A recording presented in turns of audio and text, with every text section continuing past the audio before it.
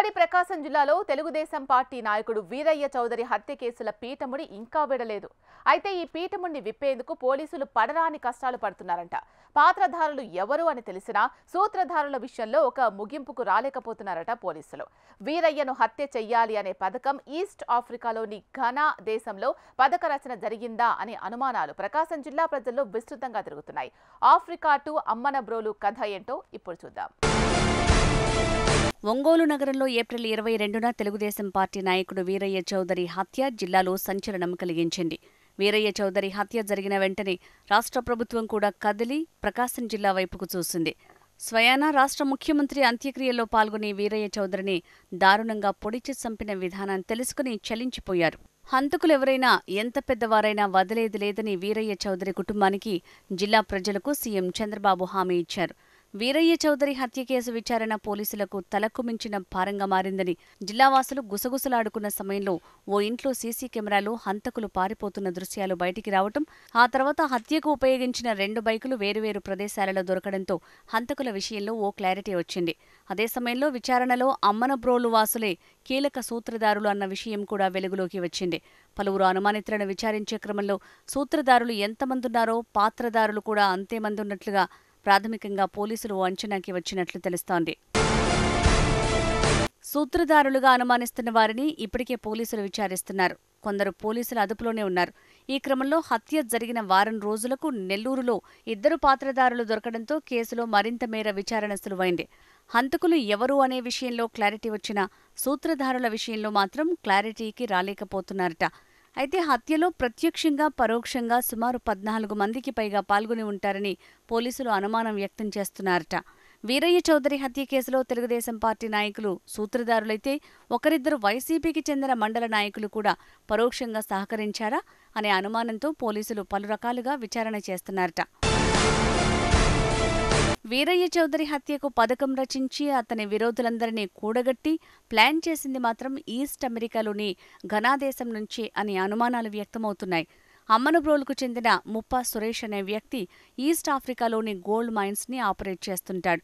Muppa Suresh Ghana దేశం నుంచి గోల్డును తీసుకువచ్చి భారతదేశంలో వ్యాపారం చేస్తుంటాడు. ఈ వ్యాపార లావాదేవీలోనే ముప్పా సురేష్కి దేశవ్యాప్తంగా పలువురు రాజకీయ పార్టీ నాయకులతో పాటు ఇండియన్ ఫారిన్ సర్వీసెస్ అధికారులతో కూడా మంచి సంబంధాలు ఏర్పడ్డాయట. అంతేకాకుండా ఓ ఐఏఎస్ అధికారికి ఇతను బినామీగా కూడా వ్యవహరిస్తున్నాడనే వార్తలు కూడా ఉన్నాయి. వ్యాపారంతో కోట్ల రూపాయలు ఆర్జించిన ముప్పా సురేష్కి అమ్మనబ్రోలులో ప్రత్యక్ష రాజకీయ నాయకుడిగా వీరయ్య చౌదరి ఉన్నాడట. రాజకీయంగా ముప్పా సురేష్ వీరయ్య చౌదరికి వచ్చిన రాజకీయ వర్గ పోరులోనే ముప్పా సురేష్ వీరయ్య చౌదరిని హత్య చేయించి ఉంటాడని అనుమానాలు వ్యక్తమవుతున్నాయి. అయితే ముప్పా సురేష్ అనే వ్యక్తి ఒకానొక సమయంలో వీరయ్య చౌదరికి అనుచరుడిగా కూడా ఉన్నాడట. ఇది ఇక్కడ కొసమెరుపు. వీరయ్య చౌదరి హత్య కేసులో అనుమానితులుగా ఉన్న వాళ్లంతా పోలీసులు పిలిచిన వెంటనే వచ్చి విచారణకు సహకరిస్తున్నారట. హత్య జరిగిన వెంటనే నల్లూరు రాజా అనే వ్యక్తి పారిపోయినా తెల్లారే పోలీసుల ఎదుటకు వచ్చి విచారణకు సహకరిస్తున్నాడు. కానీ పోలీసులకు దొరకకుండా పారిపోయి దాక్కుంది మాత్రం ముప్పా సురేష్, అతని బంధువు సాంబశివరావులే. ముప్పా సురేష్ బంధువు ఆళ్ల సాంబశివరావును పోలీసులు అదుపులోకి తీసుకుని విచారిస్తున్నారట. కానీ ముప్పా సురేష్ మాత్రం కలుగులో దాక్కుని డ్రామాలాడుతున్నాడని అంటున్నారు.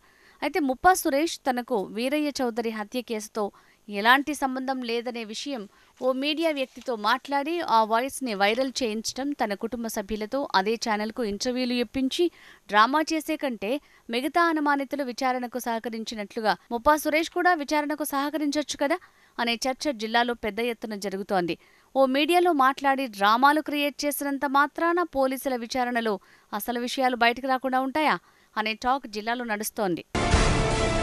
అమ్మనబ్రోలు పంచాయతీ ఎన్నికల్లో ముప్పా సురేష్ వీరయ్య చౌదరి బలపరిచిన అభ్యర్థిని ఓడించడానికి ₹1 కోట్లకు పైగా ఖర్చు చేశాడని, రాజకీయ ఆధిపత్యం కోసం వీరయ్య చౌదరిని అడ్డు తొలగిస్తేనే తాను రాజకీయంగా ఎదగగలను అనే భావనతోనే ఈ హత్యకు పథకం రచించి పెద్ద ఎత్తున ఖర్చు చేశాడనే అనుమానాలు వ్యక్తమవుతున్నాయి. ఈ క్రమంలో వీరయ్య చౌదరికి విరోధులుగా మద్యం సిండికేట్, ఇసుక అక్రమ రవాణా, రేషన్ బియ్యం అక్రమ రవాణాలో విరోధులు ఉన్నవారందరినీ ఏకతాటిపైకి తీసుకురావటంలో అమ్మనబ్రోలుకు చెందిన మరో వ్యక్తి కూడా సహకరించి ఉంటాడనే కోణంలో విచారణ జరుగుతోంది. జిల్లాలో కూడా ఇదే ఇప్పుడు హాట్ టాపిక్ అయింది.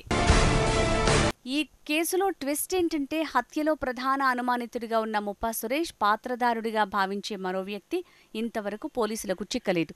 ప్రధాన పాత్రధారుడు, ప్రధాన సూత్రధారుడు దొరికితే గాని కేసు విచారణ పూర్తి స్థాయిలో అయినట్లుగా భావించాలి. ముప్పా సురేష్ ఈ కేసు నుంచి బయటపడేందుకు పెద్ద ఎత్తున లాబియింగ్ కూడా చేస్తున్నట్టు వార్తలు వినపడుతున్నాయి. నిజంగా ముప్పా సురేష్ పాత్ర ఈ కేసులో లేకపోతే ఓ మీడియాను అడ్డం పెట్టుకుని ఎందుకు డ్రామాలు ప్లాన్ చేస్తున్నాడు అనే అనుమానాలు కూడా వస్తున్నాయి. చూడాలి కేసు ఇంకా ఎన్ని మలుపులు తిరుగుతుందో.